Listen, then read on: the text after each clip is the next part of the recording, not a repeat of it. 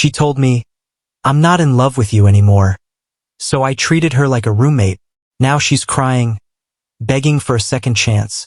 But I've moved on with someone who actually loves me. I 26 am, and what happened still feels like a dream I haven't fully woken up from. For almost 3 years, I was in a serious relationship with a girl named Meredith. We had lived together for about 18 months, and I truly believed that what we had was strong, real, and lasting. We were that couple everyone thought was meant to be. We had our routines, cooking together on Sundays, watching shows curled up on the couch, late-night walks after dinner, and texting each other good morning and good night without fail. I loved her deeply. I was loyal, present, and always tried to be the best partner I could be. I thought we were building a future together, one day at a time. But one evening, out of nowhere, she sat me down and told me something that cut deeper than any argument or betrayal ever could. She looked me straight in the eyes and said, "I like you, but I'm not in love with you." Those words hit me like a silent storm, calm on the surface but devastating underneath. I sat there for a moment, just trying to breathe. I nodded slowly and replied, "Thanks for the clarification." I didn't argue. I didn't cry. I just let the words sink in like cold water. She said she still wanted me in her life, that she still enjoyed living together, that I meant a lot to her, but not in the way I thought. She wanted everything except the love part. And that's when something inside me quietly broke. So I made a silent decision. I stopped being her boyfriend. No more sweet messages. No more flowers. No more good morning or good night texts. I treated her like a roommate, someone I was polite to, but no longer emotionally attached to. I didn't yell or complain. I just let the romance die like she wanted. And slowly, she started to notice. The house felt colder. The silence between us grew. She would try to talk more, try to laugh like before, but I just gave her a smile and went back to whatever I was doing. I was still there, but not the same way. What she didn't know was that I was already healing, quietly. I reconnected with old friends. I focused on my work, my hobbies, my health. And then I met someone else. Someone who looked at me like I was enough. Someone who wanted to know every part of me, who didn't hesitate to say, "I love you." By the time Meredith realized what she had lost, it was too late. One night, she broke down crying, saying she missed the way things used to be. She said she was just confused before, that she wanted a second chance. But I looked at her calmly and said, "You were honest with me, and now I'm being honest with you. I'm with someone who loves me the way you couldn't." And I walked away. After that night, everything changed.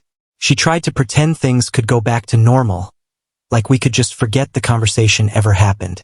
She started leaving sweet notes again, making my favorite meals, playing the songs we used to dance to in the kitchen. But it was all too late. The distance she created between us wasn't something you could just patch up with a few gestures. My heart wasn't in that apartment anymore. I was still sleeping in the same bed, but my mind, my soul, my future, they were already somewhere else, with someone who didn't have to be convinced to love me. She asked me one morning if I still loved her, tears in her eyes, her voice shaking. I looked at her for a long time, then simply said, "I did, with everything I had. But you let it die." She tried to argue, saying she was just confused, that she didn't mean to hurt me, that she thought maybe love would come back if we just waited. But love doesn't work like that. You can't put it in a box and come back when you feel like it. When someone hands you their heart, you either hold it carefully or you lose it forever. And she lost mine the day she sat there and said she didn't love me anymore. I moved out not long after. I didn't make a scene, I didn't slam doors. I just packed my things, left the keys on the counter, and texted her goodbye. She called me that night, crying so hard I could barely understand her. She said she didn't know how to live without me, that she made a mistake, that she would do anything to fix it. But I had already given her every chance. I had been patient, loving, faithful, and she let it all go. I didn't owe her another try. I was already somewhere better, with someone who didn't need to lose me to understand my worth. Now, I wake up beside someone who loves me loudly and freely. She tells me every day that she's lucky to have me, and I feel the same way about her. We laugh, we plan our future. We share a peace that I never had with Meredith. And sometimes, late at night, I still think about the moment Meredith said she wasn't in love with me. Not out of pain anymore, but gratitude. Because that moment set me free. It showed me that I deserved more. That love should never be a question mark. And to anyone out there holding on to someone who makes you feel like you're easy to let go of, please remember this. Real love doesn't need convincing. Real love stays, chooses you every day, and doesn't let go when things get quiet. I didn't lose her. She lost me. And I found someone who would never make me feel like I wasn't enough. Weeks turned into months, and I thought she'd move on. I honestly hoped she would. Because even after everything, I didn't want to see her hurt. But then the messages started again. She would text late at night, saying she missed me, that everything felt empty without me. She sent me old pictures of us laughing, holding hands, kissing under Christmas lights. She wrote, "I didn't know what I had until I lost you, but that was the problem. I knew what I had every single day. I never took her for granted. And still, she let me go like I was just another phase." One day, she showed up outside my new place. She looked tired, like she hadn't slept in days. Her eyes were red. Her hands were shaking as she asked if we could talk. I let her in. We sat in silence for a while until she whispered, "Do you love her?" She meant the woman I was seeing now. I nodded. "I do," I said honestly. "And she loves me without doubt, without games, without walking away." Meredith broke down, holding her face in her hands, saying she was sorry over and over again. But I just sat there, watching the person who once had all of me finally realize what she'd lost. She begged for a second chance, said we could go to therapy, take it slow, try again. And for a split second, I remembered all the good times.